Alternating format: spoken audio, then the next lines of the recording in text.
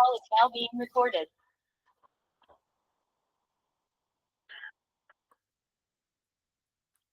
ठीक है बच्चों, तो बेसिकली आज मैं आप लोगों को चैप्टर कंप्लीट करा दूंगी। कुछ कुछ चीजें इसके अंदर रहती हैं, लाइक ऑर्थो इफेक्ट हम लोग पढ़ेंगे। ठीक है, स्टीरिक इनिबिशन रेजोनेंस, वैसे वो ऑर्थो इफेक्ट में ही उसको ही बोलते हैं, स्टीरिक इनिबिशन रेजोनेंस बोल दो या ऑर्थो इफेक्ट बोल दो। ठीक है, आलिया थोड़ी जल्दी आया करो बेटा। SIP पढ़ेंगे। SIP क्या है? Steric inhibition protonation. थोड़ा सा नीड से ऊपर का लेवल है, बट यस आप लोगों को सिखा दूंगी। कहीं अगर आप लोग पढ़ो तो मालूम रहे कि हाँ मैम ने पढ़ा दिया था। इलेक्ट्रोफाइल क्या होता है, न्यूक्लियोफाइल क्या होता है, ये आप लोगों को पढ़ना है, एंड देन आपका चैप्टर जो हो जाएगा कंप्लीट हो जाएगा। ठीक है, चलिए। आवाज आ रही है क्या मेरी, आलिया? Yes ma'am. हाँ, ठीक है। तो कल हमने क्या डिस्कस कर लिया था? कल हमने क्वेश्चन सोल्व किए थे। मैंने आप लोगों को बताया था किस तरीके के क्वेश्चंस आते हैं। आपके सारे मिक्स्ड क्वेश्चन आएंगे। ठीक है, उसमें मान लो एरोमेटिसिटी लग रहा हो सकता है, रेजोनेंस से स्टेबलाइज हो रहा हो, बैक बॉन्डिंग से हो सकता है स्टेबलाइज हो रहा हो, या कार्बोनाइन की स्टेबिलिटी पूछ रखी है, कार्बोकेटाइन की पूछ रखी है, एसिडिक स्ट्रेंथ, बेसिक स्ट्रेंथ। ठीक है, तो आप लोगों को सिर्फ एक चीज ही ध्यान रखनी, जो मैंने तुम्हें बताया था, बैक बॉन्डिंग को सबसे पहले देखोगे। मैं बार बार एक एक चीज रिपीट कर रही हूँ ताकि आप लोगों को फिट हो जाए आपके माइंड में कि हाँ ये चीजें बहुत जरूरी है हमारे लिए, क्योंकि अगर ये नहीं आया तो पूरा खराब हो जाएगा इतनी मेहनत। बैक बॉन्डिंग को आप देखोगे सबसे पहले हो रही है तो, उसके बाद एरोमेटिक होने चाहिए स्पीसीज, अगर वो हो रहा है तो फैक्टर।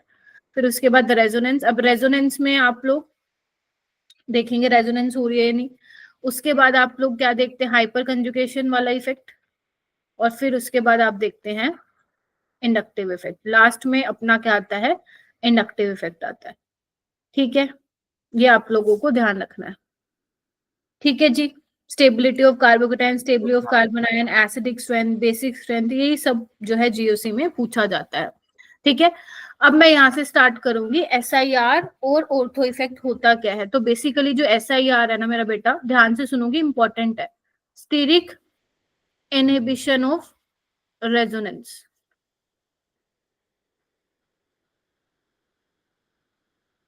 हाँ है ना? अब इसका मतलब क्या हुआ? पहले तो इसका मतलब समझो तुम लोग। स्टीरिक का मतलब होता है साइज से, क्राउडिंग से। इनिबिशन मतलब होता है किसी चीज को रोकना, रुक जाना। और रेजोनेंस यानी कि रेजोनेंस का रुक जाना क्राउडिंग की वजह से। समझ रहे हो? तो जो बेसिकली ऑर्थो इफेक्ट है बेटा, आप ऑर्थो इफेक्ट किस में लगाते हो? इधर आओ। ऑर्थो इफेक्ट की हम किस में बात करते हैं? एरोमेटिक कार्बोक्सिलिक एसिड्स में। एरोमेटिक कार्बोक्सिलिक एसिड्स में। ठीक है, अब एरोमेटिक कार्बोक्सिलिक एसिड्स का मतलब क्या है? यहां पे लिखो, अगर आपका ऑर्थो, सब ध्यान से लिखो, ऑर्थो सब्स्टिट्यूटेड, अगर आपका बेंजोइक एसिड है, क्या बोला मैंने? ऑर्थो सब्स्टिट्यूटेड, अगर ऑर्थो पोजीशन पे कोई सब्स्टिट्यूएंट लगा हुआ है तो उस वाले कंपाउंड की एसिडिटी ज्यादा हो जाती है। Ortho substituted benzoic acid is more acidic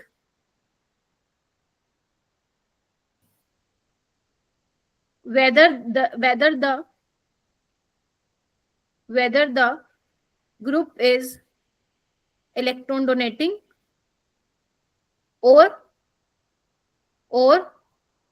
electron withdrawing।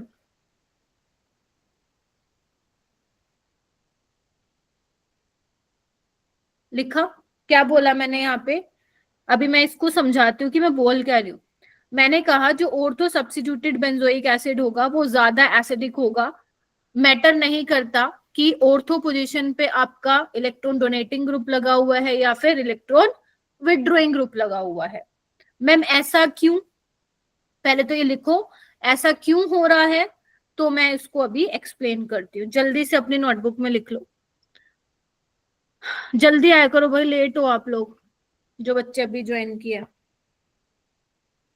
लिख लिया, इसको कंफर्म करो, फिर मैं चलती हूँ, फिर मैं समझाती हूँ Yes, ma'am. इसको। देखो, अरे एक और स्लाइड थी, चलो कोई नहीं, यहाँ समझाती हूँ। देखो मेरा बेटा, अगर मैं यहाँ पे ध्यान से सुनना, यहाँ पे मैं बेंजोइक एसिड ले लेती हूँ, ठीक है, और मैं यहाँ पे कोई ऑर्थो पोजीशन पे कोई ग्रुप लगा देती हूँ, मान लेते CH3 ग्रुप लगा दिया, ठीक है। अच्छा, अब तो मुझे ये बताओ, जब मुझे इसका एसिडिक स्ट्रेंथ चेक करना होता है तो मैं क्या करती हूँ, H+ को बाहर भगाती हूँ, ये सबको पता है, यही करती हूँ ना मैं। और फिर मैं चेक कर लेती हूँ कि जो ऑक्सीजन पे नेगेटिव चार्ज आया है वो कितना स्टेबल है। Getting my point? जैसे अगर मैं इसकी बात करूं, जैसे ही मैंने H+ को बाहर भगाया और मेरा ऑक्सीजन पे जो नेगेटिव चार्ज आ रहा है वो स्टेबलाइज कर रहा है बाय रेजोनेंस, यस और नो? ठीक यस है, मैम। लेकिन क्या मैं ये बोल सकती हूँ कि ये अपना सिर्फ 50% ही कंट्रीब्यूशन दे रहा है? क्योंकि ये भी तो बेंजीन वाले इलेक्ट्रॉन डेंसिटी भी तो बीच में पंगाड़ आ रही है, देख रहे हो? ये जो बेंजीन रिंग है, बेसिकली जो आपकी फिनाइल रिंग है, वो भी तो रेजोनेंस में पार्टिसिपेट कर रही है, यस और नो? Yes ma'am. तो यानी कि after the removal of H+, जो नेगेटिव चार्ज मेरा आ रहा है वो रेजोनेंस में तो जा रहा है, लेकिन साथ ही साथ बेंजीन रिंग के इलेक्ट्रॉन भी जा रहे हैं रेजोनेंस में, यानी कि ये भी जा रहा है, ये भी जा रहा है, ठीक है। हम क्या चाहते हैं कि जो ये क्रॉस कंजुगेशन हो रही है अलग से, वो ना हो, वो ना हो। हम चाह रहे हैं कि सारा का सारा जो भी स्टेबलाइज कर रहा है बाय रेजोनेंस वो यही वाला ऑक्सीजन करे, ठीक है। तो अब होता क्या है यहाँ पे, ध्यान से सुनो, अगर तुम ऑर्थो पोजीशन पे, ध्यान से सुन लो, अगर तुम ऑर्थो पोजीशन पे बेटा कोई सब्स्टिट्यूएंट लगा देते हो तो इन वाले ग्रुप में क्या होता है, रिपल्शन क्रिएट होता है। क्या होता है? रिपल्शन होता है। रिपल्शन के कारण क्या होगा, जो ये जो आपका बेंजीन रिंग है और जो CO नेगेटिव है वो क्या चले जाते हैं, आउट ऑफ प्लेन चले जाते हैं। और आपको पता है रेजोनेंस तभी पॉसिबल होती है जब वो सेम प्लेन में होते हैं। तो अगर एक ऐसा है एक ऐसा है तो क्या अब रेजोनेंस हो पाएगी क्या? No, यानी ma'am. कि जो बेंजीन रिंग की वजह से रेजोनेंस मिल पा रही थी अब वो नहीं मिलेगी। क्यों नहीं मिलेगी? क्योंकि तुमने ऑर्थो पोजीशन पे कोई ऐसा बड़ा ग्रुप लगा दिया है जिसकी वजह से स्टीरिक क्राउडिंग हुई है, मतलब जिसकी वजह से रिपल्शन हो गई है, जिसकी वजह से रिंग आउट ऑफ प्लेन चली गई है। अब मतलब जो बेंजीन रिंग रेजोनेंस कर रहा था अब वो नहीं करेगा, यानी कि अब सारा का सारा मैं बोल सकती हूँ जो कंट्रीब्यूशन आएगा वो इसी की वजह से आएगा। बोलो, अब क्योंकि सारा का सारा कंट्रीब्यूशन इसी की वजह से आ रहा है तो मैं बोल सकती हूँ इसकी एसिडिटी बढ़ गई। यस और नो? Yes ma'am. जैसे मेरे पास दो बातें हैं मेरा बेटा, एक मैं COOH ले रही हूं, ध्यान से देखना, और एक मैं क्या ले रही हूं, ये ले रही हूं।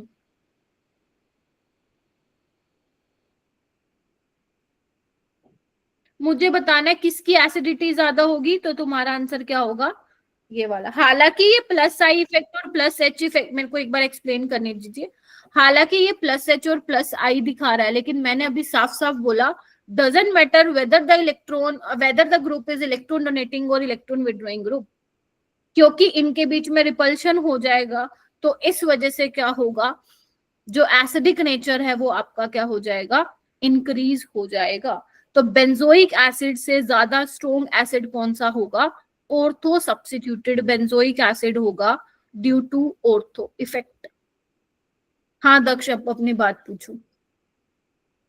मैम CH3 की जगह कोई भी ग्रुप हो सकता है? अभी आने दो मेरे को उस पर, अभी सिर्फ कॉन्सेप्ट समझाया, ऑर्थो इफेक्ट होता क्या है। यहाँ तक किसी को कोई प्रॉब्लम है तो पूछो। घर से अगर कुछ पढ़ के नहीं आओगे तो फिर एक्सपेक्ट मत करना भाई क्लास में कुछ समझ में आएगा, क्योंकि अगर तुम्हें एसिडिक स्ट्रेंथ का ही मतलब नहीं पता फिर तो मैं क्या ही बोल फिर मैं कुछ एक्सप्लेन, मतलब मेरे पास कोई और तरीका नहीं है इसको समझाने का, ठीक है। तो यानी कि ऑर्थो सब्स्टिट्यूटेड बेंजोइक एसिड जो है उनकी एसिडिटी बढ़ जाएगी अगर ऑर्थो पोजीशन पे कोई सब्स्टिट्यूएंट लगा हुआ है। अब दक्ष ने पूछा है कि मैम कोई भी सब्स्टिट्यूएंट लग सकता है, तो आंसर इज नो। कौन कौन से सब्स्टिट्यूएंट लगे हो सकते हैं यहाँ पे मैंने लिख दिया है। ग्रुप आपका बेटा NO2 हो सकता है, नाइट्रो ग्रुप हो सकता है, कोई एल्काइल ग्रुप हो सकता है। एल्काइल ग्रुप बोलो तो CH3 मान लो, मिथाइल हो गया, इथाइल हो गया, प्रोपाइल हो गया, ठीक है, एक्सेट्रा, ठीक है। हेलोजन हो गए, हेलोजन बोले तो क्लोरीन, ब्रोमीन, आयोडीन, है ना, ये हो गए। बड़े बड़े ग्रुप लगाने हैं, क्योंकि अगर बड़ा ग्रुप होगा तभी तो ज्यादा रिपल्शन होगा ना उन दोनों के बीच में।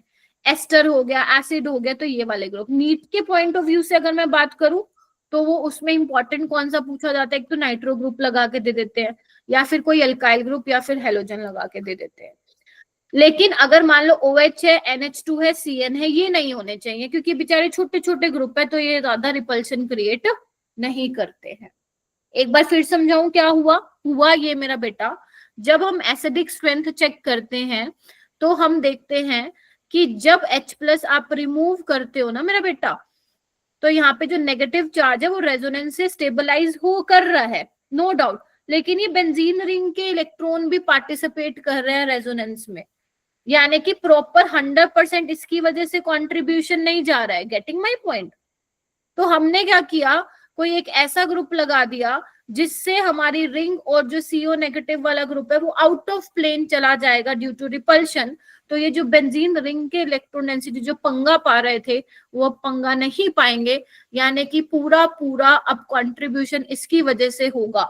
यानी कि आपने H+ निकाला, जो नेगेटिव चार्ज आया पूरा 100% वही कंट्रीब्यूशन कर रहा है रेजोनेंस में, तो इससे हमारी एसिडिटी बढ़ जाती है। और इसी इफेक्ट को हम क्या बोलते हैं, ऑर्थो इफेक्ट, या you can also stay steric inhibition of resonance. बात सही बोली ना मैंने? रिपल्शन की वजह से रेजोनेंस इनहिबिट हो गई है, मतलब रुक गई है। इतनी बात क्लियर हुई? बताओ। ठीक है। अब जैसे ये क्वेश्चन है तुम्हारे सामने, अब तुम्हें क्या करना है, एसिडिक स्ट्रेंथ को कंपेयर करना है।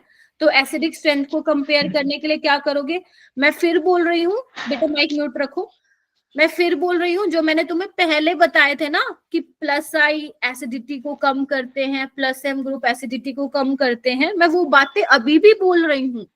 मैं वो बातें अपनी बातों से मुकर नहीं रही हूँ, चेंज नहीं हो रही हूँ, अभी भी वही बातों पे मैं स्टिक हूँ। लेकिन देयर आर सम केसेस जो आपको पढ़ने पड़ेंगे, जैसे ortho effect, one of the. अरे सौरभ, क्या कर रहा है? सौरभ माइक म्यूट, ध्यान रखो बेटा, समझे? तो अब यहाँ पे हम देखेंगे, तो जैसे ही अगर तुम्हारे पेपर में ऐसा कुछ तुम्हें दिखे बेंजोइक एसिड वाला और वहां पे उसने एसिडिटी के बारे में पूछा है, तो एकदम अवेयर हो जाना। क्लियर है? चलो, अगर मैं ABC की बात करूं तो सबसे ज्यादा एसिडिक कौन सा होगा, दिमाग पहुंचना चाहिए यहाँ पे कि ऑर्थो पोजीशन पे कोई लगा है तो डजंट मैटर वो इलेक्ट्रॉन डोनेटिंग है, विड्रॉइंग है, हमारा एसिडिटी उसका ज्यादा होगा। ठीक है, तो A सबसे ज्यादा होगा। इसको आपने एक्सप्लेन किसकी बेसिस पे किया? बोलो बोलो बोलो, मुंह से बोलो। Ortho effect. Ortho effect. Very good, Tarisha आई हुई है, ऑर्थो इफेक्ट। अब B और C को कैसे करोगे, वैसे ही जैसे हम पहले पढ़ते आ रहे हैं, मेटा पोजीशन पे सिर्फ इंडक्टिव इफेक्ट लगेगा इसका, और पैरा पे कौन सा लगेगा, +H और +I। कल कितना मैंने रिवीजन कराया था इसका, और +H की प्रायोरिटी ज्यादा होती है तो इसको हटा दूं। बोलो, तो अब Yes, B ma'am. वाला ज्यादा एसिडिक होगा या C वाला ज्यादा एसिडिक होगा? सोचो और बोलो। मैम सी वाला। C वाला ज्यादा होगा? नहीं, +H तो बहुत ज्यादा कम कर देगा ना बेटा acidity. Yes ma'am, sorry +I ma'am B वाला होगा। यस, B वाला ज्यादा एसिडिक होगा C Yes, वाले से, क्योंकि B में सिर्फ +I लग रहा है, इसमें +H को हम प्रायोरिटी दे रहे हैं। और आपको पता है हाइपर कंजुगेशन की ज्यादा प्रायोरिटी होती है, तो ज्यादा डिस्टेबलाइज करेगा, मतलब यार मैं बोल दूं ज्यादा एसिडिक स्ट्रेंथ को कम करेगा। क्लियर है? हाँ बोलो बेटा। Yes ma'am. मैम COH की जगह कोई और ग्रुप नहीं लग सकता ना? बाकी हम ये बेटा स्टीरिक इनहिबिशन रेजोनेंस अभी एनिलीन में भी बात करेंगे, बट अभी मैं एरोमेटिक कार्बोक्सिलिक एसिड्स की बात कर रही हूँ बेटा, ठीक है? ठीक हाँ है मैम। सौरभ, हाँ सौरभ। मैम अगर ऑर्थो ग्रुप पे कोई भी लगा होगा हम उसको सबसे ज्यादा प्रायोरिटी देंगे। कोई भी नहीं, ये वाले लगे होने चाहिए, ठीक है? अभी मैंने बताया, तुम्हारा ध्यान नहीं था शायद, ठीक है? देखो, ओके मैम। मतलब कहने का मतलब बड़े बड़े ग्रुप लगे होने चाहिए, छोटे छोटे करोगे तो रिपल्शन नहीं होगी। अगर भारी भरकम ग्रुप लगे होंगे तभी तो रिपल्शन होगी, रिपल्शन होगी तभी तो भाई साहब वो आउट ऑफ प्लेन जाएगा, ठीक है? चलो और एक करते हैं, आ जाओ।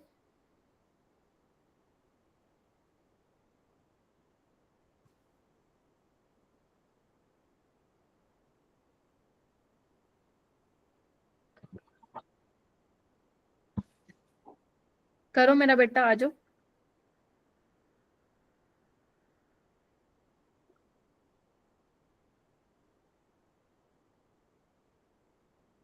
शाबाश, करना स्टार्ट कीजिए बेटा।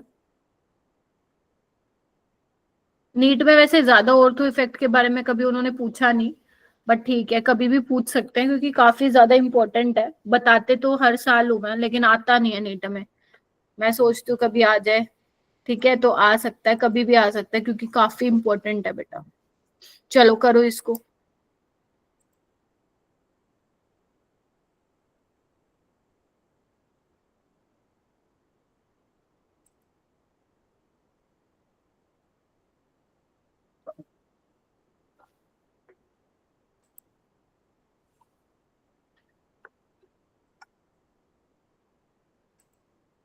शाबाश, हैंड रेस कीजिए, बहुत बढ़िया।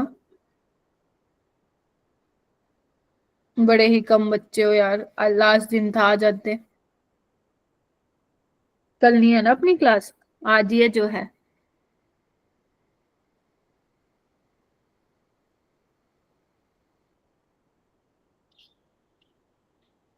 चलो, हाँ ऋषा आप बताओ बेटा।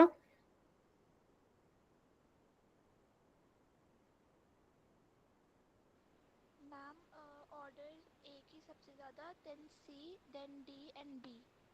सी, फिर डी, फिर बी, ये बोला ना आपने? Yes ma'am. ओके, कोई इसमें चेंज करना चाहता है क्या? मैम बी ज्यादा एसिडिक होना चाहिए सी से।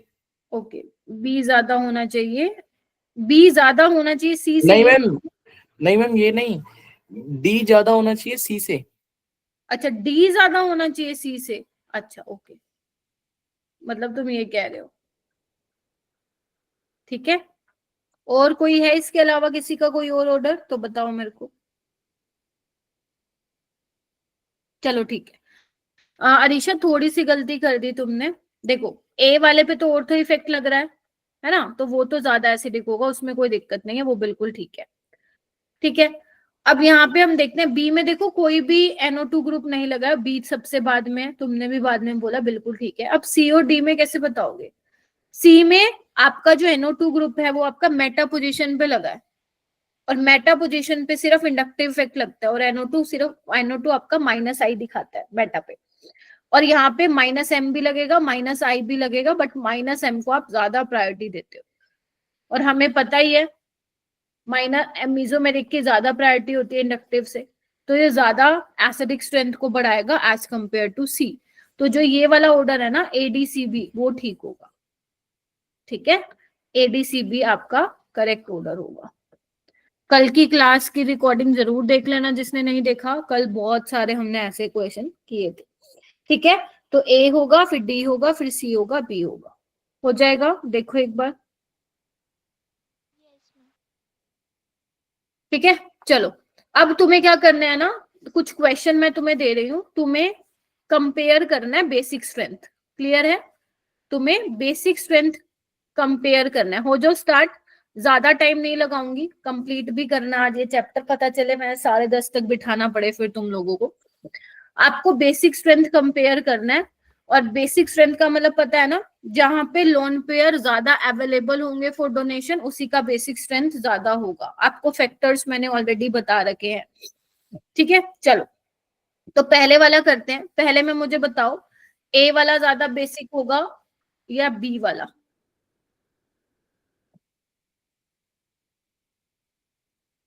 दक्ष ने हैंड रेज कर लिया है।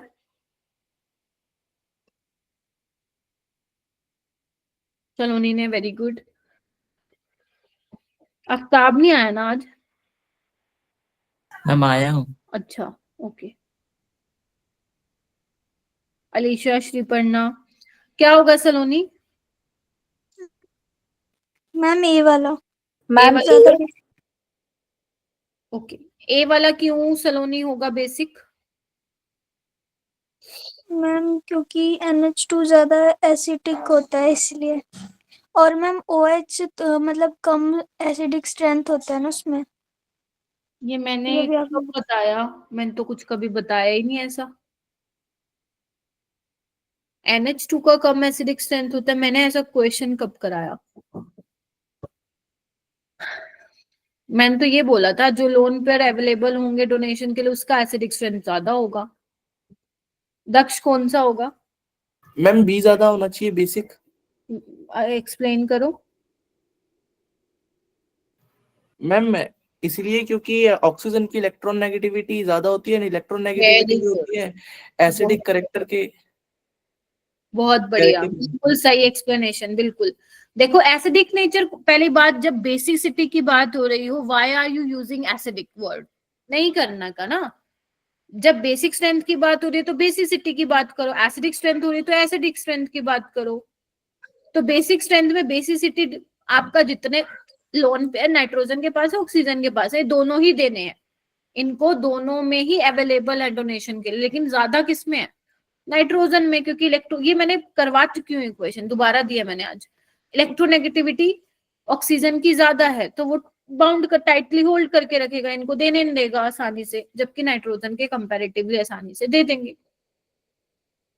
तो आपको फैक्टर ध्यान में रखने हैं। क्वेश्चन नंबर सेकंड करो। किसकी होगी बेसिसिटी ज्यादा, ए बी सी? आफ्ताब मेरे को बता बेटा।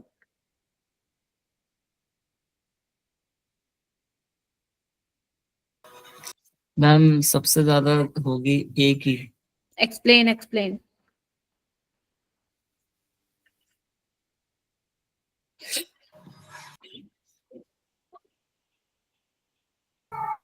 सौरभ आप बताओ।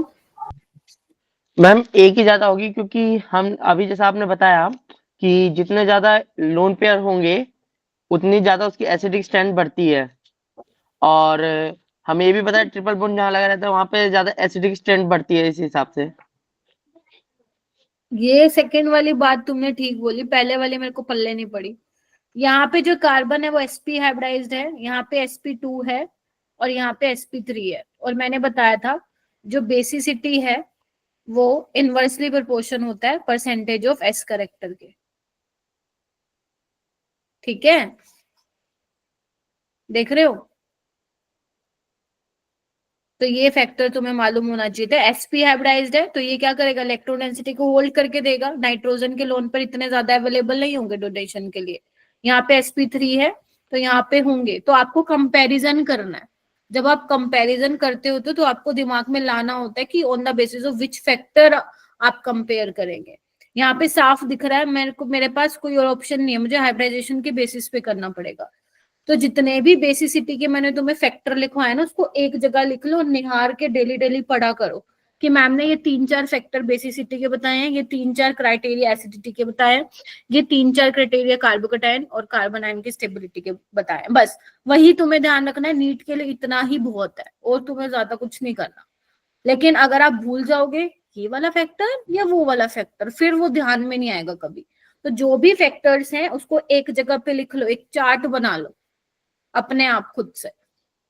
ठीक है, तो जो ये मैंने बॉक्स बॉक्स बहुत बनवा दिया, अगर तुमने नोटिस किया हो तो वो सारे बॉक्सेस को कंपाइल करके लिखो कि मैम ने क्या क्या बताया।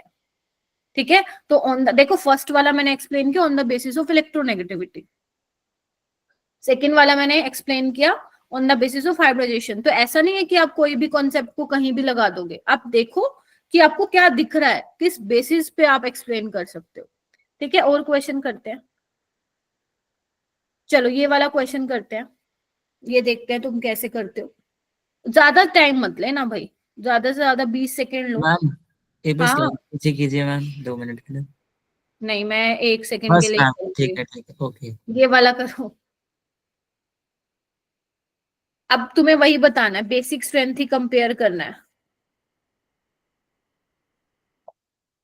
गलत होगा इट्स ओके, बट मेरे को एटलीस्ट ये पता चलेगा कि बोल क्या रहे हो। पता चले बोल तो सही, आंसर तो सही है लेकिन वो गलत है, क्या बोलते हैं, एक्सप्लेनेशन।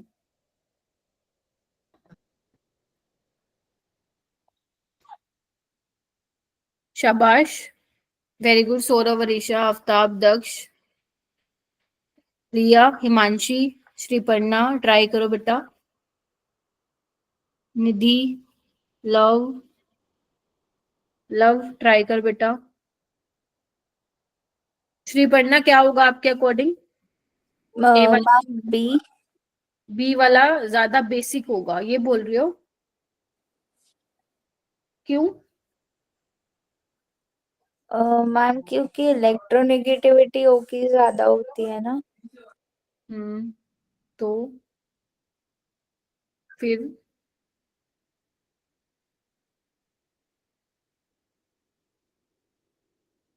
सलोनी, अरीशा, अरीशा नोट सलोनी, अरीशा। मैम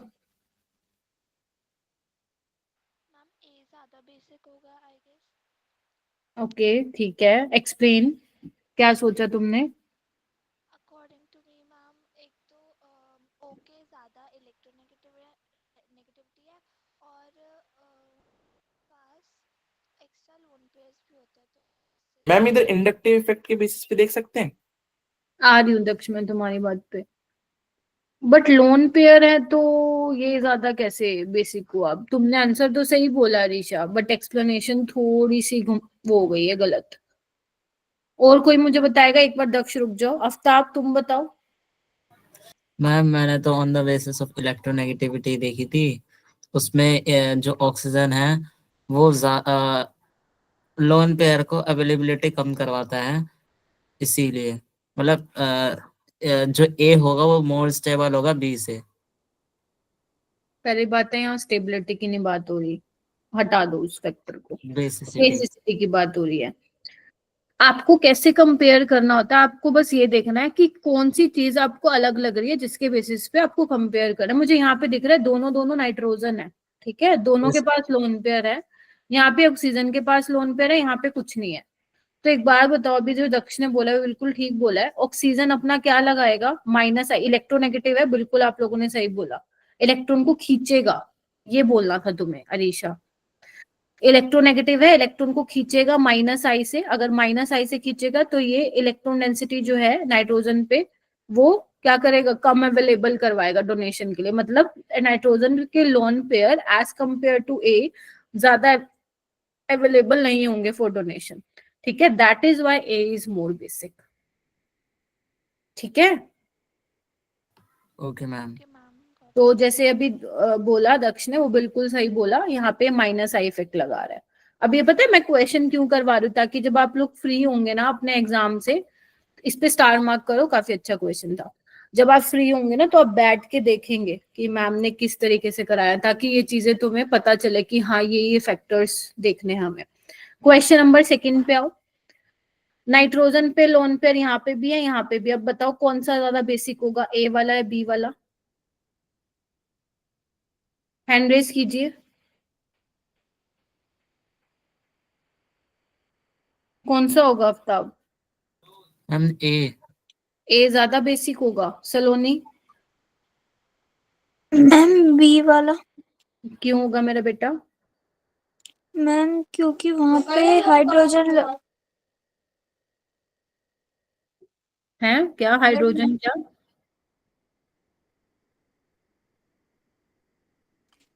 मैम यहाँ पे लोन पेयर अकेले है, मतलब वहां पे हाइड्रोजन लग रखा है तो फिर तो इससे क्या हो गया हाइड्रोजन लगा हुआ? तो तुम लोग पता नहीं कहाँ से कंसेप्ट पढ़ के मैम आए हो। इलेक्ट्रॉन नेगेटिविटी के बेसिस पे देख सकते हैं।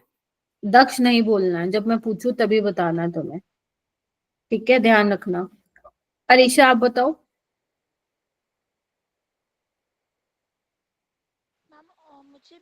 ज़्यादा बेसिक लग रहा है क्योंकि ए में रेजोनेंस भी हो रहा है जिसकी वजह से वो स्टेबल होगा एंड तो फिर वो नहीं चाहेगा कि वो मतलब एच प्लस को ले या फिर मतलब हाँ, अपनी समझ बेसिसिटी गई। नहीं ओके, तो एक्सप्लेनेशन ठीक है। आप ये बोलो, जैसे अरीशा ने बोला बिल्कुल ठीक है। हम क्या देखते हैं बेसिसिटी में? हमें ये देखना है जिनके पास लोन पेयर है, are they available for donation, है ना। अब ये यहाँ पे देखो ना, मैंने कहा था नाइट्रोजन के अगर जस्ट बार डबल बॉन्ड होते तो उसके लोन पेयर पार्टिसिपेट नहीं करते रेजोनेंस में, तो ये फ्री है, लोकलाइज्ड बोलते हैं। मैंने नहीं पढ़ाया था क्या? लोकलाइज्ड लोन पेयर है। अब ये देखो, ये तो घूमने जा रहे हैं यहाँ पे, अब ये घूमने जा रहे हैं, रेजोनेंस में जा रहे हैं। कोई नहीं, रिया तुम बेटा लीव कर दो, मैं देख रही थी तुम्हारा नेटवर्क इशू है, इट्स ओके बेटा, कुछ और पढ़ लो, ठीक है। अब यहाँ पे देखो रेजोनेंस हो रही है, ये तो घूमने जा रहा है, ये तो कहता है मैं हूं ही नहीं अवेलेबल। तो यहाँ पे क्या है, ये डीलोकलाइज्ड लोन पेयर है। मैंने करवाया भी था, चलो कोई बात नहीं, ठीक है। तो बी वाला ज्यादा बेसिक होगा, ठीक है। अरीशा एक्सप्लेनेशन सही थी, ठीक है। ओके, नेक्स्ट में बताओ, ए होगा ज्यादा बेसिक या बी वाला होगा? अब देखो ऑक्सीजन के पास भी लोन पेयर और नाइट्रोजन के पास भी, तो कौन क्या होना वाला है बताओ?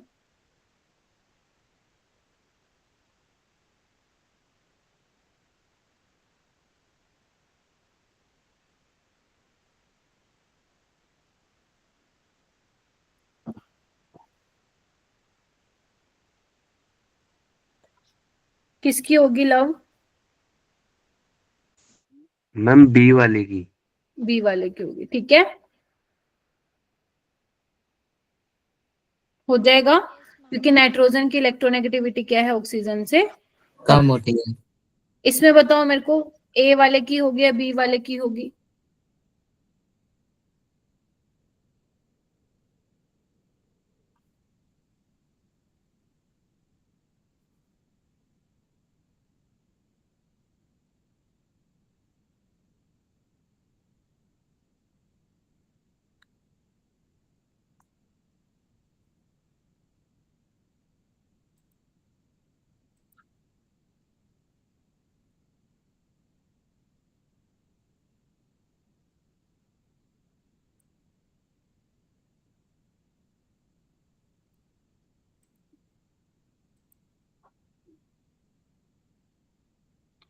सोचो सोचो सोचो, किसकी होगी? बी वाले की, सौरभ? यस मैम, बी वाले की होगी। क्योंकि यहाँ पे देखो ना, लोन पेयर क्या है, लोकलाइज्ड है, रेजोनेंस में नहीं जा रहे हैं, और जबकि यस मैम। में घूमने जा रहे हैं, तो बी वाला ज्यादा होगा। ये भी मैंने बताया था, ये बेंजाइल अमीन होता है। इससे साफ पता चल रहा है कि जो मैं करवाती हूँ आप लोगों को पढ़ के नहीं आते। कोई नहीं बेटा, मत पढ़ो, कोई नहीं, 12th में आने से पहले पहले मैं तुम लोगों के टेस्ट ही लूंगी, टेंशन मत लो। ये वाला क्वेश्चन करो, ए और B.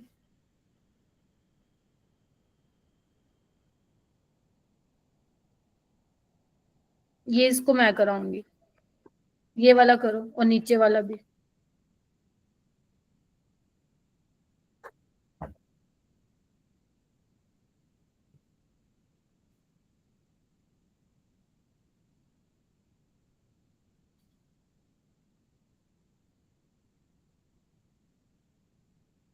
Aftab? Ma'am option A. क्या? मैम ए मतलब फर्स्ट का। क्या होगा, बेसिक होगा ज्यादा? Yes ma'am. क्यों?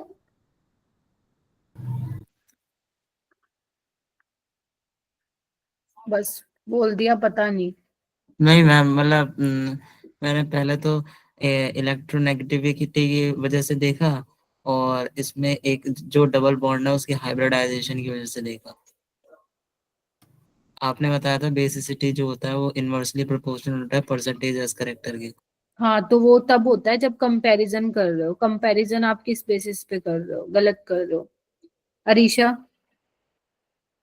मैम मुझे बी लग रहा है ज़्यादा बेसिक क्योंकि ए तो रेजोनेंस शो कर रहा है वेरी एंड गुड, बी जो है रेजोनेंस में जा रहा है, बिल्कुल, बहुत बढ़िया।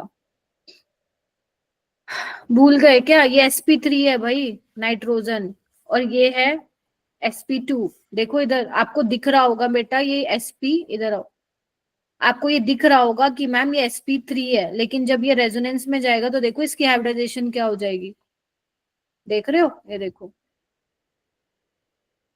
sp2 हो चुका है ये, ठीक है। Yes ma'am.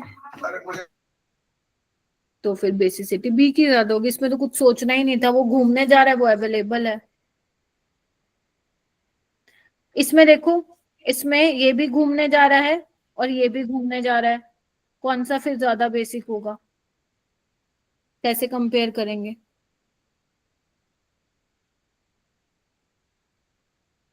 सोचो।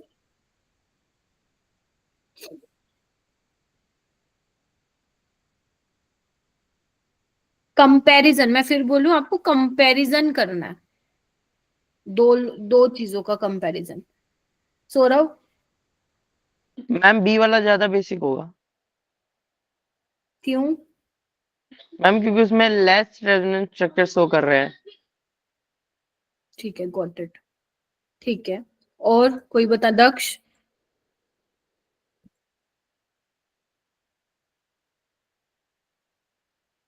मैम ए वाला होना चाहिए ज्यादा बेसिक। वाई?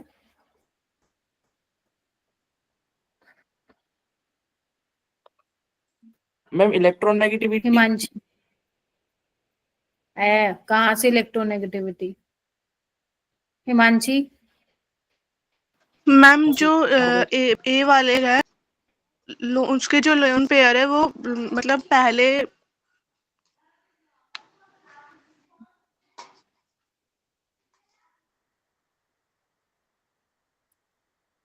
अरे बहुत देर लगा रहे, इधर आओ।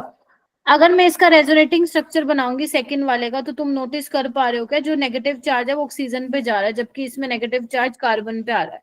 तो कहाँ पे नेगेटिव चार्ज आना अच्छा होता है? ऑक्सीजन पे। Yes ma'am. नो, सौरभ तुम बिल्कुल सही बोल रहे हो कि मैम रेजोनेटिंग स्ट्रक्चर बी में कम है, लेकिन ये देखो यहाँ पे कि जो नेगेटिव चार्ज है वो ऑक्सीजन पे जा रहा है, तो यानी कि जो ये वाले नाइट्रोजन के लोन पेयर है बी में, वो तो जल्दी जल्दी भाग के जाएंगे रेजोनेंस में, क्योंकि भाई साहब ऑक्सीजन पे नेगेटिव चार्ज आ रहा है, ठीक है, जबकि यहाँ पे नहीं जाएंगे। तो किसके लोन पेयर ज्यादा अवेलेबल होंगे फिर डोनेशन के लिए? ए वाले के।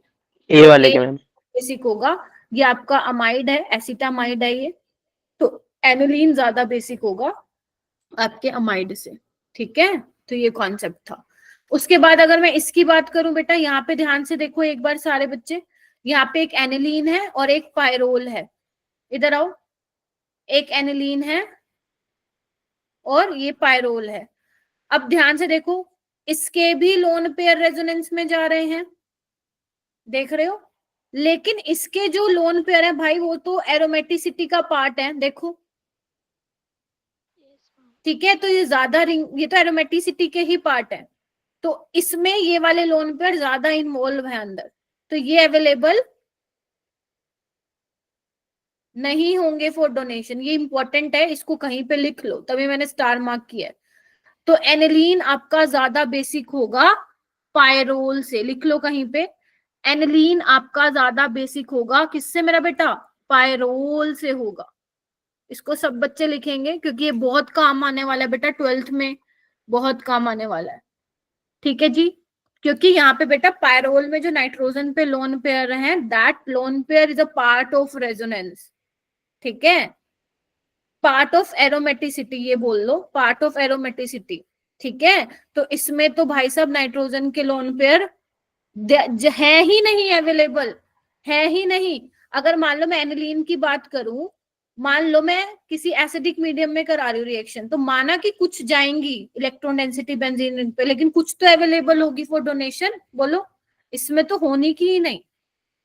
That is why aniline is more basic than pyrrole, ठीक है। तो जिस जिस पे मैं स्टार मार्क कर रही हूँ, या जो जो तुमसे नहीं हो रहे हैं, उसको अपनी नोटबुक में अच्छे से लिख लो।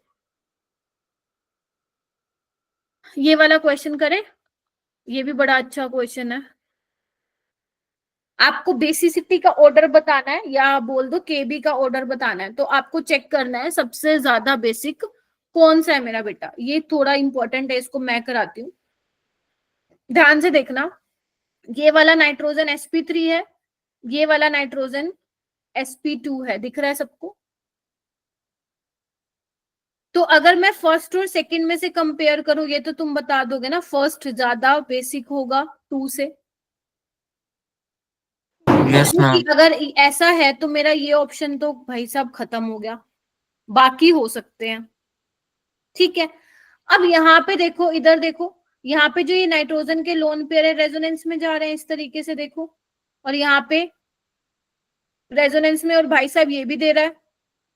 कैन यू ऑब्जर्व दैट कि अगर मैं फोर्थ वाले में बात करूं तो जो ये येलो जो मैंने सर्कल मार्क किया है, इस नाइट्रोजन पे इलेक्ट्रॉन डेंसिटी बहुत ज्यादा हो रही है, नेगेटिव चार्ज आ रहा है।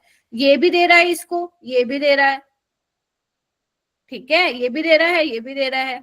तो यानी कि अगर मैं इसका बना के दिखाऊं, देखना एक बार, ऐसा हो रहा है ना, ये देखना एक बार। अब यहाँ पे क्या आ रहा है, नेगेटिव चार्ज आ रहा है मेरा बेटा। अगर किसी स्पीसीज पे, अगर तुम्हें याद हो तो मैंने एक लाइन बोली थी, ऑर्गेनिक में किसी स्पीसीज पे चार्ज हो तो अपना चार्ज खत्म करना चाहेगा। तो अगर यहाँ पे नाइट्रोजन पे नेगेटिव चार्ज आ गया, वो फटाफट जाएगा भाई साहब किसी को देने, ताकि अपने आप वो चार्ज खत्म कर ले। तो यहाँ पे सबसे ज्यादा जो नाइट्रोजन की इलेक्ट्रॉन डेंसिटी है वो अवेलेबल होगी फॉर डोनेशन। और इस यूनिट का नाम होता है, अगर तुमने कभी उसमें बायो में पढ़ा हो, ग्वानिडीन। ये ग्वानिडीन यूनिट होती है और ये बहुत स्ट्रॉन्ग बेस होता है। तो फोर्थ के आगे तो भाई साहब किसी की नहीं चलेगी, फोर्थ तो सबसे ज्यादा होने वाला है। फिर उसके बाद यहाँ पे देखो, ये इलेक्ट्रॉन डेंसिटी बढ़ा है थर्ड, और फर्स्ट तो ज्यादा है ही सेकंड से। तो ये वाला बहुत ही प्यारा और इम्पोर्टेंट क्वेश्चन था। सेम ऐसा क्वेश्चन AIPMT में भी आया था, कहीं पे लिख लो, ये ग्वानिडीन यूनिट है। क्वेश्चन से हम लोग नए नए चीजें भी सीखते हैं बेटा। हाँ रीशा बोलो। मैम एक बार आप फोर्थ का जो रीजन है वो एक बार शॉर्ट में हाँ, रिकैप कर दो। देखो यहाँ पे जो ये वाला नाइट्रोजन है ना, जिसपे मैंने सर्कल किया है येलो वाला, तुम अगर ध्यान से देखोगी, जो ये ऊपर वाले नाइट्रोजन है लोन पेयर, वो भी इलेक्ट्रॉन डेंसिटी देखो, ये इसके लोन पेयर रेजोनेंस में जा रहे हैं, नेगेटिव चार्ज आ रहा है इसके ऊपर। ठीक है, ये भी दे सकता है, देख रहे हो रेजोनेंस में जा रहे हैं। तो नाइट्रोजन पे बहुत ज्यादा इलेक्ट्रॉन डेंसिटी हो गई है इस पे, तो वो ज्यादा अवेलेबल होंगे डोनेशन के लिए, क्योंकि चार्ज आ चुका है उस पे charge. That is why fourth is more stable. और ये ग्वानिडीन यूनिट होती है, काफी स्ट्रॉन्ग बेस होता है। ठीक है, तो इसको स्टार मार्क कर लो, बहुत इंपॉर्टेंट है। ठीक है, जल्दी से लिखो, फिर मैं आगे चलूंगी बेटा। उसके बाद हमारा नेक्स्ट इफेक्ट होगा SIP, steric inhibition of protonation.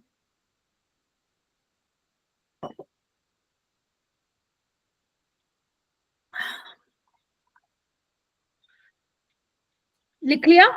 चलो, उसके बाद तुम्हें क्या लिखना है, लिखो, आगे लिखो, हेडिंग डालो। हालांकि बहुत ज्यादा इंपॉर्टेंट नहीं है मेरा बेटा, नीट में कभी आया नहीं इससे क्वेश्चन, बट मैं थोड़ा सा बता देती हूँ और फिर मैं आगे बढ़ जाऊंगी। ठीक है, समझा देती हूँ मैं, क्या पता कहीं पे तुम्हें मिल जाए ये क्वेश्चन वगैरह में। बाकी इतना इंपॉर्टेंट नहीं है नीट में, एक लगा लो 2-3% चांस आने के। लिखो, नेक्स्ट टॉपिक लिखो, स्टीरिक इनिबिशन ऑफ प्रोटोनेशन। नाम से ही पता चल रहा है ना, स्टीरिक मतलब क्राउडिंग, इनिबिशन मतलब रोकना। किसको रोकना? प्रोटोनेशन होने से रोकना। ठीक है, तो यहाँ पे एक पॉइंट लिखो, इन प्राइमरी एरोमेटिक अमीन्स, लिखो मेरा बेटा, in primary aromatic amines, primary aromatic amines basicity decreases. ध्यान रखना, SIP मैं कहां पे देखूंगी? बस प्राइमरी एरोमेटिक केस में ही देखूंगी। ठीक है, और इसके बाद तुम ये वाली लाइन लिख लेना, ortho substituted aniline are less basic than aniline. ध्यान रखना, ये स्टीरिक इनिबिशन रेजोनेंस नहीं है, this is steric inhibition of protonation. इसको हम SIP इफेक्ट भी बोलते हैं। एक बार लिख लो, फिर मैं समझाती हूँ। आई नो समझ में नहीं आया होगा मैंने क्या बोला है, पहले लिख लो फिर मैं बताती हूँ। इसमें बस थोड़ा सा जानना है, मैं ज्यादा नहीं बताने की इसमें, क्योंकि इतना काम का है ही नहीं बेटा। ये ऑर्थो सब्स्टिट्यूटेड एनिलीन है और ये प्राइमरी एरोमेटिक अमीन्स भी है। क्लियर है इतना? बोलो बोलो। ठीक है, अगर मैं चाहती हूँ, मान लो मैंने कोई एसिडिक कंडीशन दे दी, तो नाइट्रोजन के पास लोन पेयर है, वो जाएंगे अटैक करेंगे। तो ध्यान से देखना, ऐसा ही कुछ सोच रहे हो ना तुम लोग, मैम ऐसा कुछ हो जाएगा। देखो हो जाएगा कि नहीं हो जाएगा। अब यहाँ पे हुआ पता है क्या पंगा, पता है क्या हो गया, तुमने रिएक्शन तो करा दी, लेकिन ये ग्रुप अब बड़ा बन चुका है। पहले NH2 था, अब भाई साहब NH3 पॉजिटिव है। अब इन दोनों के बीच में क्या होगी, बोलो, रिपल्शन। तो रिपल्शन अगर हो रही है इसमें, तो क्या ये प्रोडक्ट बनना चाहेगा? No ma'am. ये वापस इसमें जाना नो चाहेगा। मैम। बोलो क्या कह रहे हो? अगर ये वापस इस फॉर्म में जाना चाहेगा, इट मींस नाइट्रोजन के तो लोन पेयर अवेलेबल ही नहीं हो रहे हैं। अगर नाइट्रोजन के लोन पेयर ही अवेलेबल नहीं हो रहे हैं, तो can I say this ortho substituted aniline are less basic than aniline. एक मेरे पास ये है और एक मेरे पास NH2 है, तो तुम बोल सकते हो ये वाला लेस बेसिक है। अगर तुम वो पहले वाला जो अपन ने पढ़ते आ रहे हैं इतने क्लासेस से, तो तुम बोलते मैम ऐसे कैसे बोल रहे हो आप, आपने ही तो कहा था ये हाइपर कंजुगेशन और प्लस आई लगाएगा वो तो बेसिसिटी बढ़ाता है, अब आप कह रहे हो यहाँ पे लेस बेसिक है।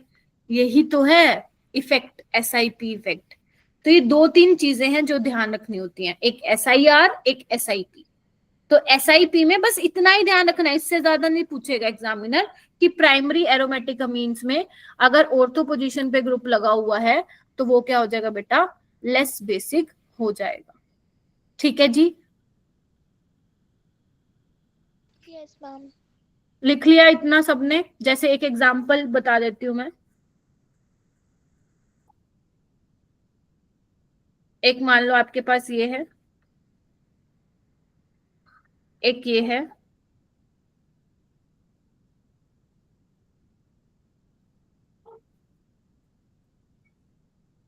एक ये है।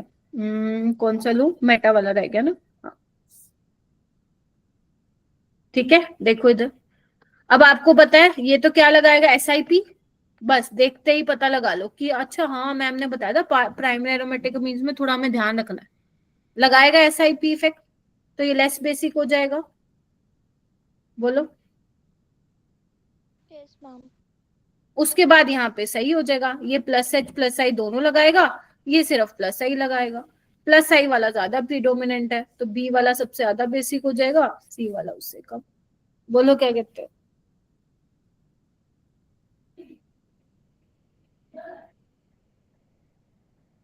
अगर मान लो मैं इसमें एनिलीन को घुसा दूं तो क्या होगा ऑर्डर, कोई बता पाएगा? मैम वो लेस बेसिक होता है ना, कौन मेरा बेटा? Yes ma'am. एनिलीन। तो सबसे पीछे आ जाएगा क्या? मैम अगर ऑर्थो ऑर्थो हाँ सब्स्टिट्यूट हाँ, तो पे ये है क्या तब। मैं ऐसे बोल दूं बीच में आ जाएगा यहाँ पे? Yes ma'am. सोचो सारे, है ना? यस सोचो, मैम। क्योंकि जो ऑर्थो सब्स्टिट्यूटेड वाला है वो तो कम बेसिक है ना, तो A is less basic than D। ठीक है, बट अगर B C D को कंपेयर करोगे तो उसमें जो अपन नॉर्मल सीख के आ रहे हैं इतने क्लासेस से, वो आप कॉन्सेप्ट लगा दो। ठीक है, तो बस इतना ही ध्यान रखना था, दिस इज SIP। कहीं मिल जाए तो कर लेना, वरना आना नहीं है इससे क्वेश्चन। ठीक है, अब एक रह गया तुम्हारा SIR इफेक्ट रह गया इन केस ऑफ एनिलीन। ठीक है, ध्यान रखना, ये जो SIR इफेक्ट अभी मैं बता रही हूँ, जो अपने ऑर्थो इफेक्ट पढ़ा था ना, वही एक केस ये भी है। ये हम लगाते हैं सेकेंडरी एंड टर्शियरी अमीन्स में। कैसे मैम, आप क्या बोल रहे हो? देखो, अगर मान लो आपके पास ये है, ध्यान से देखना, और एक ये है,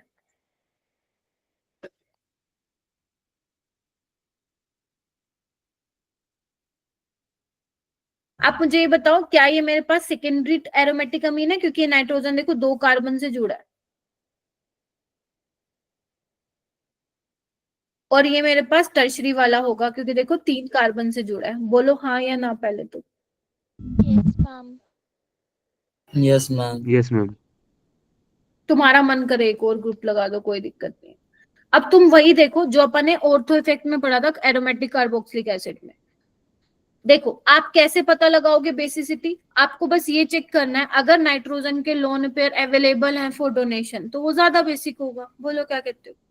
तो अगर मैं मेरा बेटा बात करूं, क्योंकि यहाँ पे देखो मैं फिर बात करूं, ये सिर्फ secondary and tertiary aromatic amines पे लगाना है, पता चले एनली प्राइमरी एरोमेटिक पे लगा दे रहे हो।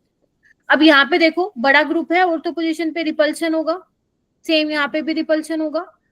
तो ये बेंजीन रिंग और जो नाइट्रोजन है वो आउट ऑफ प्लेन चला जाएगा। तो जो नाइट्रोजन के लोन पेयर पहले इलेक्ट्रॉन डेंसिटी बेंजीन रिंग में जा रहे थे रेजोनेंस में, अब वो नहीं जाएंगे। नहीं जाएंगे तो बेसिसिटी बढ़ नहीं जाएगी because now they are more available for donation. सोचो यही तो है ना। अगर नाइट्रोजन के लोन पेयर आपके बेंजीन रिंग में कम जा रहे हैं, रेजोनेंस में पार्टिसिपेट नहीं कर पा रहे हैं, तो बात तो बन गई ना हमारी, तो मोर बेसिक नहीं हो जाएंगे। बोलो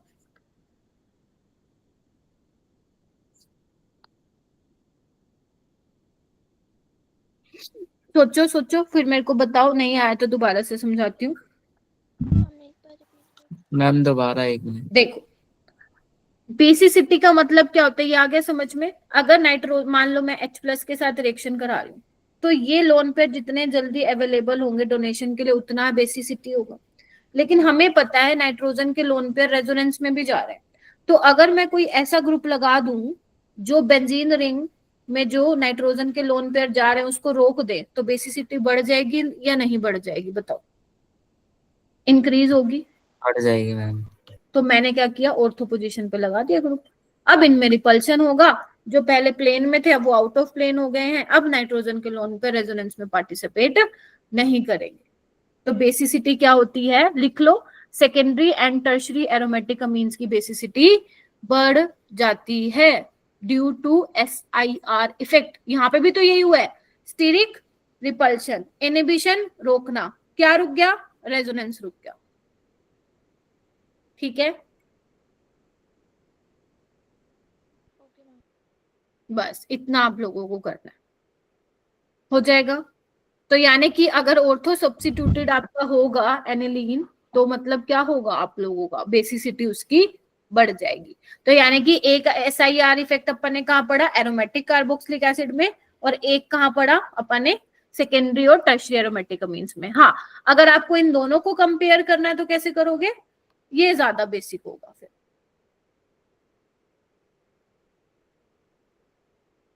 क्योंकि यहाँ पे देख रहे हो 2 मिथाइल ग्रुप है ना, तो वो इलेक्ट्रॉन डेंसिटी बढ़ाएंगे तो वो प्लस आई लगाएगा तो और बेसिक होगा।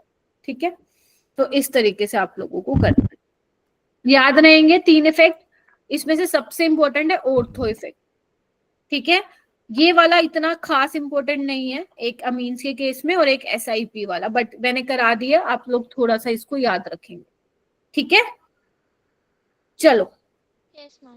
उसके बाद जल्दी से लिख लो फिर मैं आगे चलूंगी। इसको फटाफट लिख के मुझे कंफर्म करो हाँ मैम हो गया है, ताकि फिर मैं आगे चलूं, क्योंकि अब मुझे इलेक्ट्रोफाइल और न्यूक्लियोफाइल तुम लोगों को बताने रहेंगे।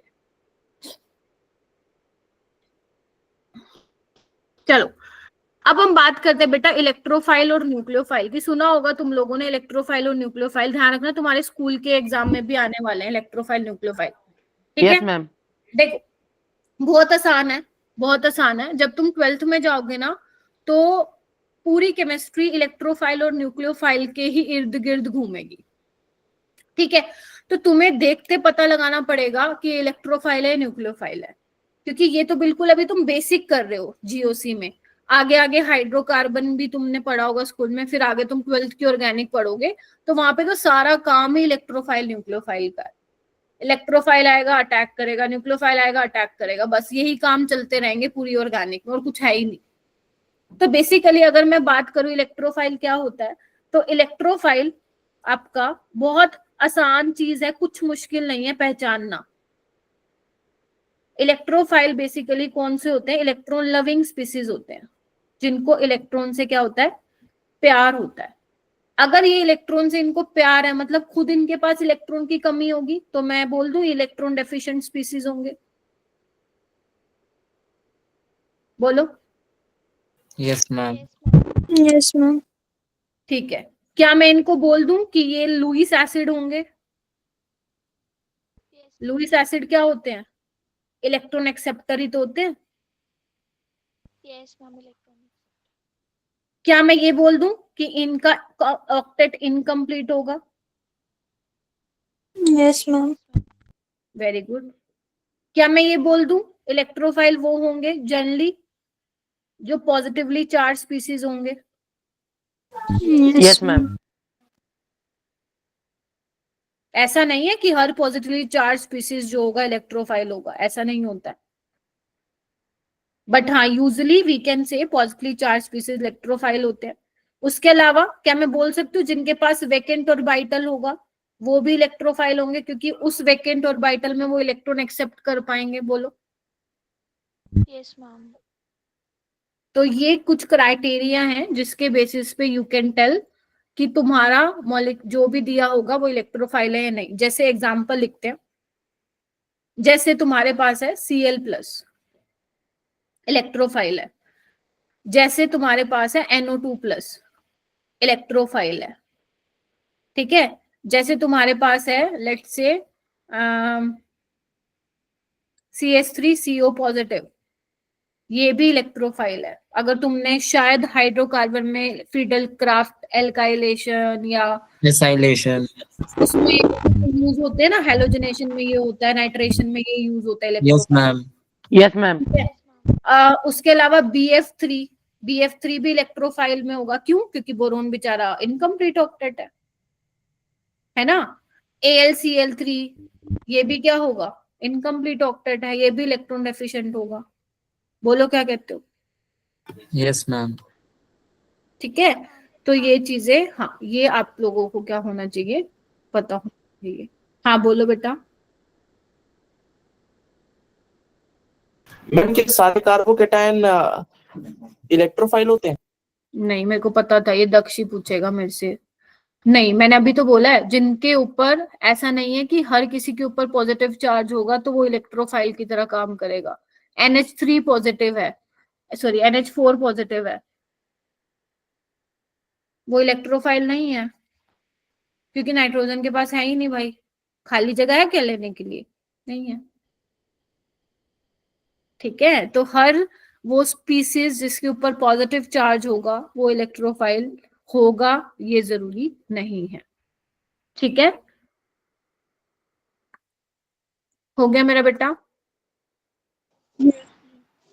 ठीक है, उसके अलावा भी और है। Br पॉजिटिव है आपका, आपका आई मतलब क्या बोलते हैं, Cl पॉजिटिव हो गया, Br पॉजिटिव हो गया, I पॉजिटिव हो गया, और भी है SiCl4 हो गया, काफी सारे लुईस एसिड है। SiCl4 भी हो गया, इसके पास भी वैकेंट डी ऑर्बिटल होते हैं सिलिकॉन के पास, तो ये भी एक्सेप्ट कर सकता है। आपने सुना होगा फ्रीडल क्राफ्ट एल्काइलेशन में आप AlCl3 की जगह FeCl3 भी लेते हैं, तो वो भी लुईस एसिड है। ZnCl2 हो गया, वो भी लुईस एसिड है। तो काफी सारे हैं, बस आपको देख के पता लगाना पड़ेगा कि हाँ ये आपका इलेक्ट्रोफाइल है। ठीक है, तो इलेक्ट्रोफाइल को आप लुईस एसिड भी बोल सकते हो। तो ये समझ में आ गया क्राइटेरिया? बोलिए। Yes ma'am. Yes ma'am. उसके बाद हम बात करेंगे न्यूक्लियोफाइल्स की। अब न्यूक्लियोफाइल्स क्या होंगे मेरा बेटा? न्यूक्लियोफाइल्स कौन से होंगे? और हाँ, कहीं ना तुम ये भी देखोगे कि इलेक्ट्रोफाइल को हम ऐसे दिखाते हैं, E पे पॉजिटिव चार्ज। फिर से मैं अगेन वही दक्ष वाली चीज बोलूंगी, दिखाने का मतलब ऐसा नहीं है कि हर किसी जो सिर्फ पॉजिटिवली चार्ज होंगे वही इलेक्ट्रोफाइल होंगे। तुम देख रहे हो उसके अलावा भी हैं और इलेक्ट्रोफाइल, लेकिन कई दिखाते हैं हम ऐसे हैं। न्यूक्लियोफाइल को हम ऐसे दिखाते हैं, NU नेगेटिव चार्ज। तो जरूरी नहीं है जिन पे सिर्फ नेगेटिव चार्ज होगा वही आपके न्यूक्लियोफाइल होंगे। ठीक है, तो न्यूक्लियोफाइल क्या होते हैं बेटा? न्यूक्लियस लविंग होते हैं, मतलब ये क्या होंगे? इलेक्ट्रॉन रिच स्पीसीज होंगे। बोलो। और ये क्या होंगे? नेगेटिवली चार्ज स्पीसीज होंगे, ये भी बोल सकते हो। Yes ma'am. उसके अलावा तुम बोल सकते हो ये आपके क्या बोलते हैं, लुईस बेस होंगे, yes ma'am. Electron having lone pair of electron. बस यही तुम्हें ध्यान रखना है, बस इसमें ज्यादा क्राइटेरिया नहीं होता, इसमें कम है अपना। ठीक है, इसके एग्जाम्पल क्या क्या होंगे, बहुत आसान है, देखो।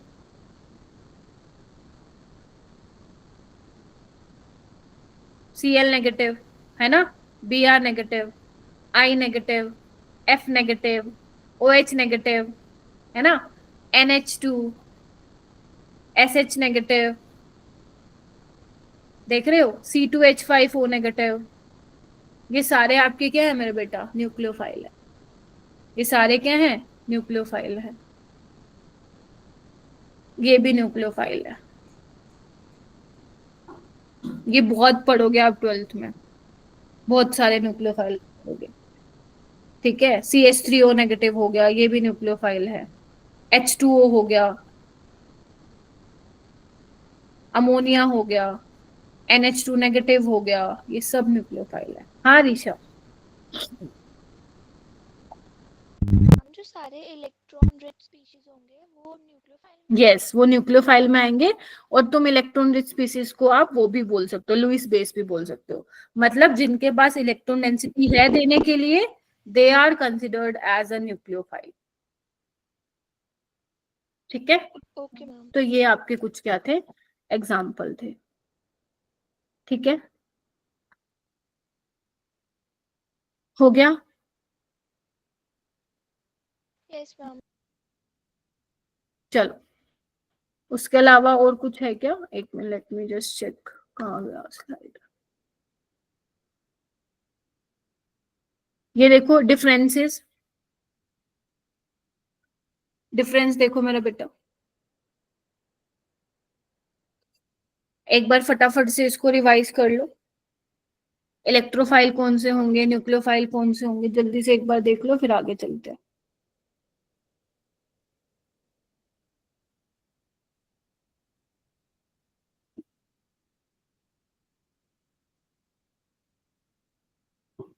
हो जाएगा, वही है जो मैंने बताया था। ठीक है, चलो, उसके बाद बेटा कुछ इंपॉर्टेंट पॉइंट्स है जो मुझे लिखवाने थे। पहला इंपॉर्टेंट पॉइंट ये है, आपका साइक्लोप्रोपाइल एक कार्बोकेटाइन होता है।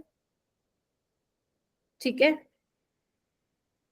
इसकी ना काफी ज्यादा स्टेबिलिटी होती है मेरा बेटा, इसकी साइक्लोप्रोपाइल मिथाइल कार्बोकेटाइन बोलते हैं इसको, साइक्लोप्रोपाइल मिथाइल, सारे बच्चे लिखेंगे, ये बहुत इंपॉर्टेंट है, कहीं नहीं दिया हुआ एनसीईआरटी में, ये काफी ज्यादा स्टेबल होता है। ऐसा पता है क्यों होता है, ध्यान से सुनो, ये आपने ना शायद मेरे मुंह से ही सुना होगा कि 3 मेंबर रिंग स्टेबल नहीं होती है, सुना है आप लोगों ने मेरे मुंह से, सुना होगा। Yes ma'am. लेकिन अब तुम थोड़ा सा ध्यान से देखो, ये डायरेक्ट यहाँ पे नहीं अटैच है कार्बोकेटाइन, देखो बेटा ये नहीं है, ये है, तो कंफ्यूज मत होना, ये वाला तो है ही नहीं स्टेबल, इसको तो गोली मार दो। लेकिन जो अभी मैंने बनाया है ना, ये बहुत स्टेबल, ऐसा क्यों होता है मैं थोड़ा सा एक्सप्लेन करूंगी आप लोगों को, ध्यान से देखो, ध्यान से देखना। एक बात बताओ, ये जो CH2 पॉजिटिव है, क्या मैं बोल सकती हूँ यहाँ पे कार्बन के पास वेकेंट p ऑर्बिटल है, बोल सकती हूँ मैं, है ना, कार्बन के पास वेकेंट p ऑर्बिटल। अब यहाँ पे अगर तुम नोटिस करोगे तो CC बॉन्ड है, CC बॉन्ड क्या है, इलेक्ट्रॉन डेंसिटी है इसमें, देखो, देख रहे हो, यस मैम। Yes ma'am. तो होता क्या है मेरा बेटा, जो ये CC फील्ड ऑर्बिटल है ना, जिसमें इलेक्ट्रॉन डेंसिटी है, इसको भी मैं ऐसे दिखाती हूँ, तो ये क्या करती है ना, इलेक्ट्रॉन डेंसिटी इसके वेकेंट p ऑर्बिटल में ट्रांसफर करती है, दिख रहा है आप लोगों को, ये इसके वेकेंट p ऑर्बिटल में इलेक्ट्रॉन डेंसिटी को ट्रांसफर करती है, जिसकी वजह से इस कार्बोकेटाइन की स्टेबिलिटी बढ़ जाती है, और इतनी बढ़ जाती है कि ये ज्यादा स्टेबल हो जाता है बेंजाइल कार्बोकेटाइन से। बता दी नई चीज, ये भी स्टेबल है रेजोनेंस से, लेकिन इससे ज्यादा ये स्टेबल है, इसको हम बोलते हैं, इसका एक नाम होता है डांसिंग रेजोनेंस। ये तुम्हारे स्कूल में नहीं आएगा, नीट में आएगा, डांसिंग रेजोनेंस इसको बोलते हैं। फिर से सुनो क्या हुआ। देखो बेटा, जो ये स्टेबिलिटी वाले फैक्टर है ना, इसका हम रीजन बता सकते हैं, ठीक है, लेकिन कुछ एक्सपेरिमेंट करके पता चलता है कि हाँ ये ज्यादा स्टेबल देखा गया है, तभी मैं बोलती हूँ कि देखो ये ज्यादा स्टेबल है। तो यहाँ पे मैं फिर बोल रही हूँ, कार्बन पे पॉजिटिव चार्ज है, उसके पास वैकेंट पी ऑर्बिटल है, तो जो ये फील्ड ऑर्बिटल है ना, ये क्या करते हैं, इलेक्ट्रॉन डेंसिटी दे देते हैं वैकेंट पी ऑर्बिटल में। इसी का नाम डांसिंग रेजोनेंस भी है। और इसी वजह से ये जो साइक्लोप्रोपाइल, इसको हम सीपीएम कैटायन भी बोलते हैं, कुछ बुक्स में तुम देखोगे लिखा मिलेगा, ठीक है। अगर तुम्हें अपनी ऑर्गेनिक्स थोड़ी और स्ट्रॉन्ग करनी है ना, तो you can read P Y Bruice. मैंने तुम्हें बताया था, पता नहीं कौन से वाली क्लास में बोला था, पी वाई ब्रूस करके एक बुक है, उसको तुम पढ़ सकते हो, बिल्कुल बेसिक से समझा रखा है। मतलब ये एक ऐसी बुक है ना जो मैं भी पढ़ना प्रेफर करती हूँ, मतलब इसकी लैंग्वेज इतनी आसान है ना, बहुत आसान है। तुम्हारा मन करे तो छुट्टियों में तुम पढ़ सकते हो, इसका पीडीएफ डाउनलोड हो जाएगा, नहीं तो मैं भी शेयर कर दूंगी, कलर्ड पीडीएफ है, और मजा भी आएगा तुम्हें पढ़ने में, काफी अच्छी बुक है, सिंपल लैंग्वेज में दे रखी है, ठीक है। तो मतलब डांसिंग रेजोनेंस की वजह से इसकी स्टेबिलिटी बेंजाइल कार्बोकैटायन से ज्यादा हो जाती है, ठीक है मेरा बेटा। एक तो ये पॉइंट आपको याद रखना, दैट इज वाई मैंने यहाँ पे इंपॉर्टेंट पॉइंट्स लिखे, ठीक है। Okay ma'am. ये देखो, ये मैंने एक बुक का ना वो लिया है, अरीशा मैं आ रही हूँ, ये देखो दिख रहा है तुम सबको, तो ये फील्ड ऑर्बिटल है, देखो किस तरीके से इसकी स्टेबिलिटी को बढ़ा रहा है, ये देखो, ठीक है। तो अगर ये मान लो बॉन्ड इसमें जाएगा तो ये क्या हो जाएगा, ब्रेक हो जाएगा ना, तो इसको ये इस तरीके से दिखा रखा है, और ये इसका रेजोनेंस हाइब्रिड दिखा रखा है, देख रहे हो। तो इस तरीके से होता है डांसिंग, इसको डांसिंग रेजोनेंस बोलते हैं। हाँ ऋषा कुछ कह रही थी तुम।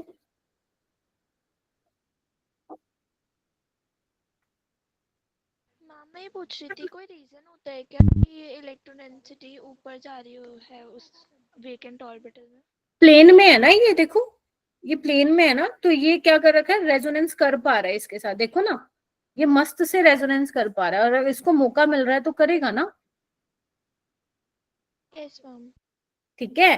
देखो रेजोनेंस पता है कब होती है, जब सेम प्लेन में हो, अगर एक ऐसा हो एक ऐसा हो तो कभी रेजोनेंस में नहीं होती, देखो ना, ये ऐसा ही ऐसा, तो मस्त रेजोनेंस, देखो मस्त इलेक्ट्रॉन डेंसिटी जा रही है ना उसके वैकेंट पी ऑर्बिटल में, ठीक है। Okay ma'am. That is why ये काफी ज्यादा स्टेबल हो जाता है, इतना कि बेंजाइल कार्बोकैटायन से भी ज्यादा, ठीक है।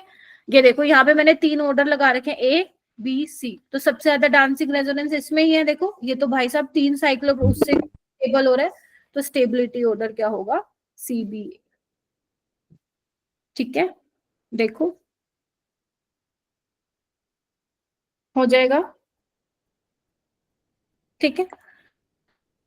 एक पॉइंट और लिखो यहाँ पे, जो ये सी वाला होता है ना, मैं बना देती हूँ अलग से, कहाँ बनाऊ मैं, यहीं बना देती हूँ, ध्यान से देखना।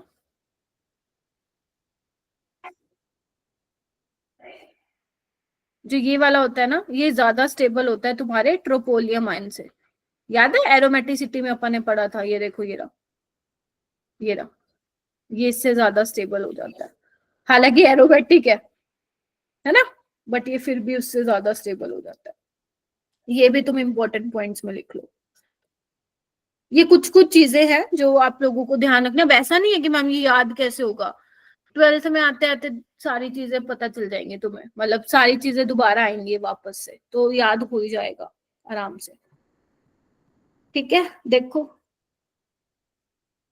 हो भी जाएगा इतना, यस मैम। ओके। कुछ क्वेश्चन करना कर लो, ये वाला क्वेश्चन करो, पीके का ऑर्डर बताना मेरा बेटा,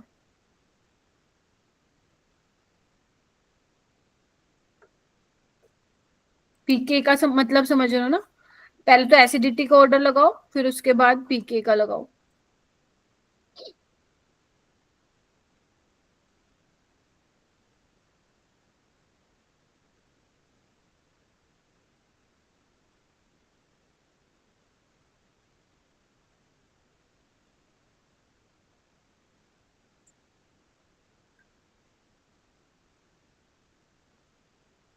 और किसी को जीओसी के क्वेश्चन की प्रैक्टिस करनी है तो एमएस चौहान आप बुक की प्रैक्टिस मतलब ले सकते हो।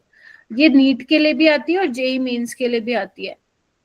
तो तुम लोग एक काम कर सकते हो, जेई सॉरी नीट के लिए ले सकते हो, क्योंकि जेई मेंस में ना एडवांस लेवल की भी चीजें दे रखी हैं, तो तुम कंफ्यूज ना हो जाओ।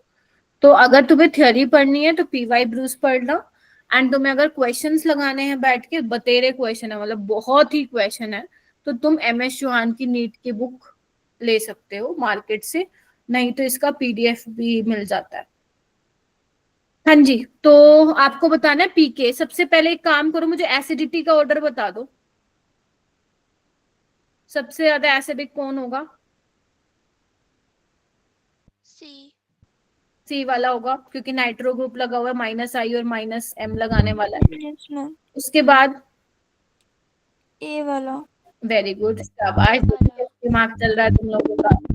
और यहाँ पे देखो, ये तो अपना क्या लगाएगा, प्लस एम लगाएगा और माइनस आई। हमें पता है प्लस एम ज्यादा प्रायोरिटी होता है, तो हटा दो इसको। और ये क्या लगाएगा, प्लस एच लगाएगा। तो फिर किसकी हो जाएगी एसिडिटी? डी की, फिर बी की। Yes ma'am. तो पी हो जाएगा, ये हो जाएगा BDAC। यानी कि बी का पी के सबसे ज्यादा है, फिर डी का, ए का, सी का। ऐसे ही लगाया था तुम सबने भी। Yes ma'am. और क्या चाहिए तुम लोगों को? सीख रहे हो अब तुम, धीरे धीरे सीख रहे हो, एकदम देखना कैसे सीख जाओगे। तो BDAC इस तरीके से लगेगा, ठीक है। ये थोड़ा सा इंपॉर्टेंट है, वैसे तो ये 12th में भी आता है तुम्हारा फिनोल वाला चैप्टर। ये थोड़ा सा अच्छा मतलब अच्छा क्वेश्चन बोल लो, इंपॉर्टेंट कुछ भी बोल लो, ये दोबारा भी पढ़ोगे। तो बेसिकली एसिडिक स्ट्रेंथ बताने, पहले तो तुम अपना कॉन्सेप्ट लगाओ, फिर उसके बाद मैं ट्विस्ट बताऊंगी इसमें, ठीक है। पहले तुम करो इसको।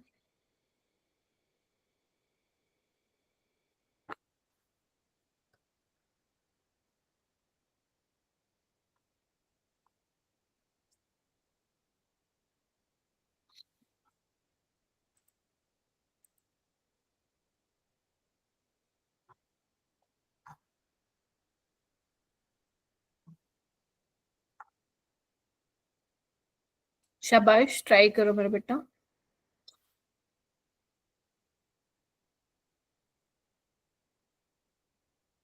हाँ, तो क्या होगा? वेरी गुड, लव आप बताओ। मैम फर्स्ट ए, फिर सी, फिर बी। ठीक है, देखो बी में तो सिर्फ माइनस आई लग रहा है मेरा बेटा, और इसमें दोनों में माइनस एम और माइनस आई लग रहा है, ठीक है। और आपको पता है माइनस एम को हम ज्यादा प्रायोरिटी देते हैं, तो मैं इसको हटा देती हूँ, ठीक बात है। तो बिल्कुल सही बोला लव ने कि मैम बी वाला तो सबसे पीछे जाएगा। वेरी गुड लव, बिल्कुल सही बोला ये बात तुमने। अब ए और बी में हम कैसे करें, ए और सी में कैसे करें? मैम माइनस एम तो दोनों में कॉमन है। Now we have to check minus I effect, और हमें पता है minus I effect distance dependent होता है ना। तो यहाँ पे ऑर्थो वाले में ज्यादा लगेगा, तो इसीलिए लव ने बोला मैम ए ज्यादा होगा फिर सी। ये बिल्कुल ठीक है जितना मैंने तुम लोगों को पढ़ाया है, लेकिन यहाँ पे एक ट्विस्ट आ जाता है मेरा बेटा।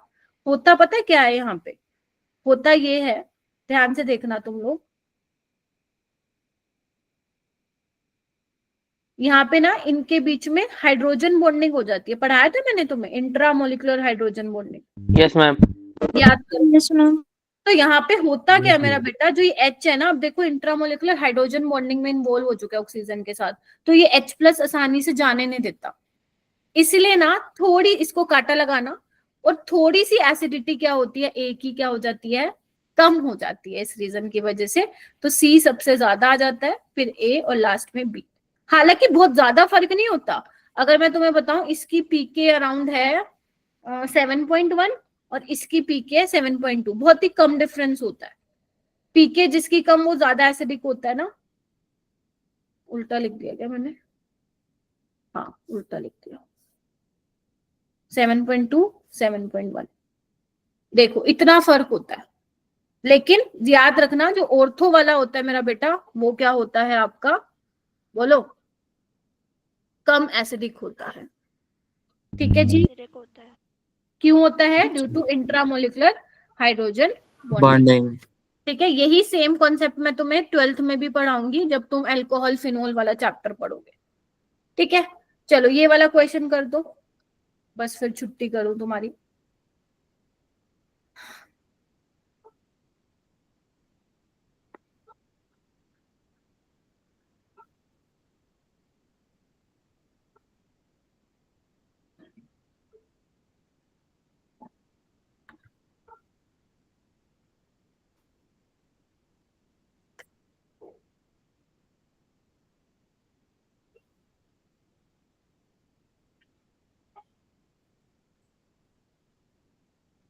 आप लोगों को मैंने शायद बताया था कि एसिड वाले की एसिडिटी ज्यादा होती है उससे, फिनोल से, बताया था ना शायद कहीं पे मैंने, याद नहीं है मेरे को, बस बताया था। यस मैम बताया था।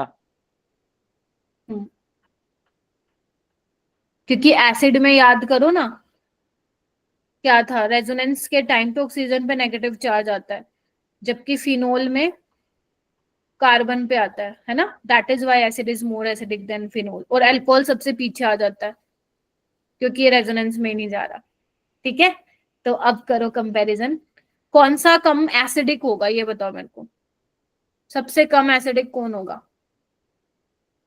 फर्स्ट। मैम फर्स्ट वाला। First one. अरे क्या बात है, चमक गए, क्योंकि ये फिनोल है, इसको तो पहले देखते ही पीछे रख दो, यहाँ पे सब में एसिड एसिड है।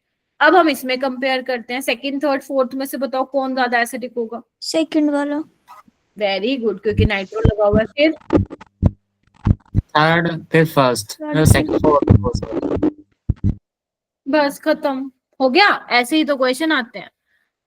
ठीक है, ओके, एक लास्ट क्वेश्चन सोच रहोगे मैम तो छोड़ती ही नहीं है हमें, तो अब इसमें भी तुम्हें क्या करना है, एसिडिक स्ट्रेंथ कंपेयर करना है। ठीक है, चलो एसिडिक स्ट्रेंथ के लिए क्या करना है, याद है कल कराया था मैंने, एरोमेटिसिटी में कराया था ऐसा कुछ, तो H प्लस को निकाल के चेक करो, निकालो, इसको भी निकालो, बताओ कौन सा ज्यादा एसिडिक होगा, कौन सा ज्यादा कार्बन आयन ज्यादा स्टेबल हो रहा है, सोचो सोचो।